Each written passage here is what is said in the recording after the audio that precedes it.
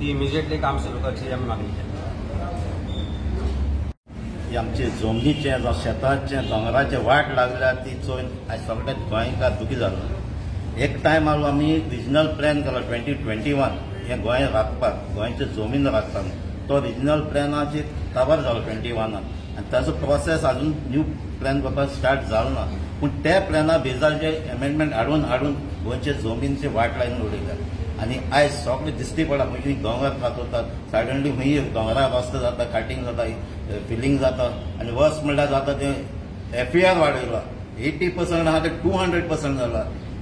आनी तेजे construction flow area सामकी वाडल्या आनी गोंयकार सामके भियेरात कित्याक ह्यो कोण कन्स्ट्रक्शन बिल्डर येता ते सगळे भायले येयले आनी नाका त्यो जमिन्यो कन्वर्ट जाल्यो. ताका लागून गरजेचो आहा तो न्यू रिजनल प्लॅन करपाचो आनी डिमांड घातलो आमी हो न्यू रिजनल प्लॅन करपाक प्रोसेस स्टार्ट करचो आनी हो फायनल करचो आनी तोच रिजनल प्लॅन फॉलो करचो. ताजे भायर आनी वचचें न्हू. 10 years तो फायनल करता.